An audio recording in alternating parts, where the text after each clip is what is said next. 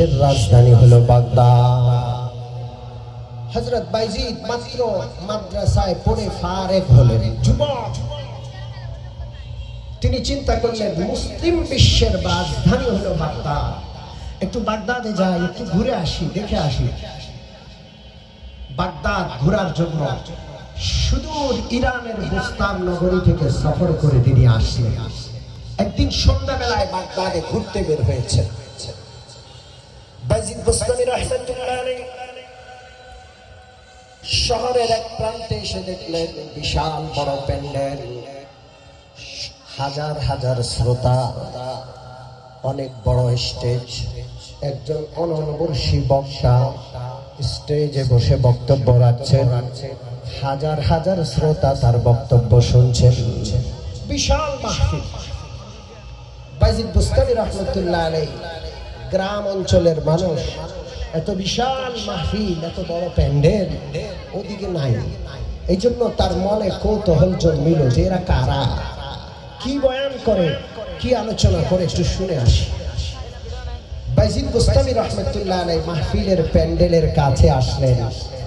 আওয়াজ যখন শুনলেন তিনি বুঝতে পারলেন এটা কোনো সাধারণ মাহফিল নয়, মুসলমানদের মাহফিল নয়, অভিশপ্ত আল্লাহর পক্ষ থেকে কিয়ামত পর্যন্ত যেই জাতির প্রতি অভিশাপ, সেই অভিশপ্ত ইহুদি জাতির মাহফিল।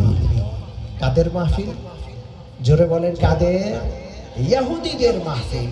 ইহুদি পণ্ডিত বক্তব্য রাখছেন, হাজার হাজার ইহুদি শ্রোতা বক্তব্য শুনছে। বাইজিদ বুস্তামি রাহমাতুল্লাহ আলাইহি মনে মনে চিন্তা করলেন,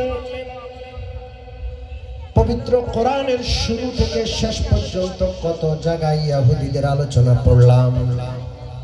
আল্লাহ রাব্বুল আলামিন এই জাতিটাকে বারবার অভিশাপ দিয়েছেন, কিয়ামত পর্যন্তের জন্য তাদের প্রতি অভিশাপ দিয়ে রেখেছেন। সারা জীবন কিতাবে পড়েছি, তাফসীরে পড়েছি, কোরআনে পড়েছি, ইহুদি জাতি কোনোদিন দেখার সুযোগ হয় নাই।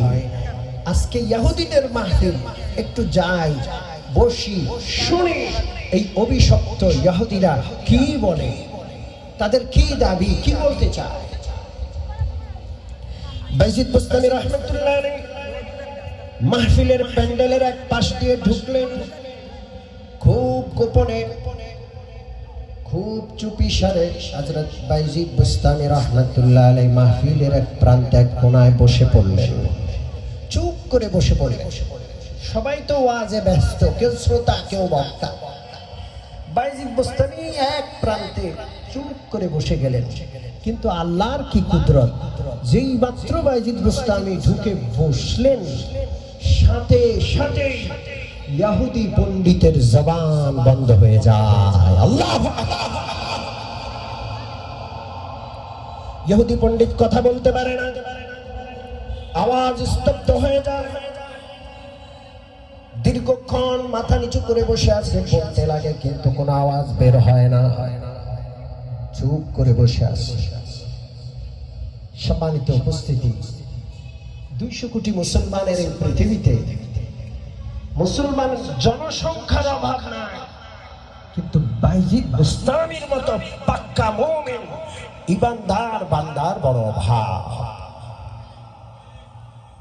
এই জন্য কবি বলেন, কোথায় আবু বকর, কোথায় ওমর, কোথায় ওসমান, কোথায় আলী, কোথায় আবু বকর, কোথায় ওমর, কোথায় ওসমান, কোথায় আলী, তোমাদের বিহনে আজিকার ইসলাম মদিনার বুকে যায় গো চলি। মুসলমানের অভাব নাই, আবু বকরের মতো, ওমর রাদিয়াল্লাহু আনহুমার মতো মুসলমানের বড় অভাব। কথা ঠিক কি ঠিক না? এই পৃথিবীতে যদি আবু বকর ওমরের মতো মুসলমান থাকতো, বাইজিদ বুস্তামির মতো পাক্কা খাঁটি মুমিন আল্লাহওয়ালা থাকতো, তাহলে ইহুদি সহ পৃথিবীর ইসলামের শত্রুরা মুসলমানের গায়ে হাত তুলবে দূরের কথা, চোখ তুলে তাকানোর দুঃসাহস করতে পারত না।